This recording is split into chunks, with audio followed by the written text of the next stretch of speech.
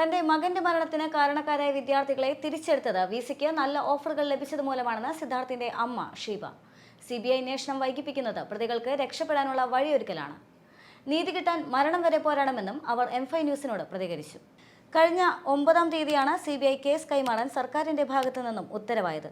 എന്നാൽ നാളിതുവരെ യാതൊരു തരത്തിലുള്ള അന്വേഷണവും ഉണ്ടായിട്ടില്ലെന്ന് സിദ്ധാർത്ഥിന്റെ അമ്മ പറഞ്ഞു.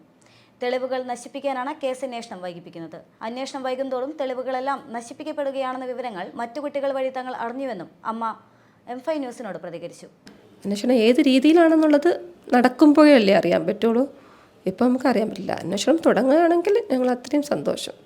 അത് തുടങ്ങിയതിന് ശേഷം ബാക്കിയുള്ള കാര്യങ്ങൾ. പക്ഷേ കോളേജിൽ എല്ലാ തെളിവുകളും നശിപ്പിച്ചുകൊണ്ടിരിക്കുന്നു. അത് ഞങ്ങൾ അതിനകത്ത് നിന്ന് തന്നെ അറിയുന്നുണ്ട്. കുട്ടികളെ തിരികെ എടുക്കുന്നു. 90ഓളം കുട്ടികൾ ഫസ്റ്റ് ഇയർ കുട്ടികൾ അന്ന് അവിടെ ഉണ്ടായിരുന്നു. ഫസ്റ്റ് ഇയർ കുട്ടികൾ കൽപ്പറ്റ ഹോസ്റ്റലിലുള്ള കുട്ടികൾ 90 കുട്ടികൾ അന്ന് ആ ദിവസം അവിടെ ഉണ്ടായിരുന്നു. അതെന്തിനവിടെ ഉണ്ടായിരുന്നു എന്നറിയില്ല.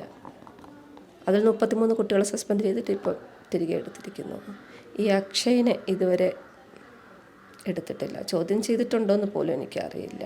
എന്നാൽ അതേസമയം സസ്പെൻഷനിലായിരുന്ന വിദ്യാർത്ഥികളെ തിരിച്ചെടുത്തത് വിസിക്ക് മേലുള്ള സമ്മർദ്ദം മൂലമാകാമെന്നും വിസിക്ക് പ്രതികളുടെ രക്ഷിതാക്കളിൽ നിന്നും നല്ല ഓഫറുകൾ ലഭിച്ചിരിക്കുമെന്നും അമ്മ ഷീബ പറഞ്ഞു. ഇപ്പോൾ ഈ 33 കുട്ടികളുടെയും പേരൻസിനെ ഒന്ന് നിങ്ങൾ സെർച്ച് ചെയ്ത് നോക്കിയാൽ മതി. അത് ഏത് ലെവലിലുള്ളവരാണെന്ന് അറിയാൻ പറ്റും. അപ്പോൾ വിസിക്ക് അത് ചെയ്യാൻ പറ്റും. വിസിക്ക് അത് ചെയ്തേ പറ്റുള്ളൂ. അത്രയ്ക്കും പ്രഷർ അദ്ദേഹത്തിന് ഉണ്ടായിരിക്കണം. അല്ലെങ്കിൽ നല്ല ഓഫർ ഉണ്ടായിരിക്കണം.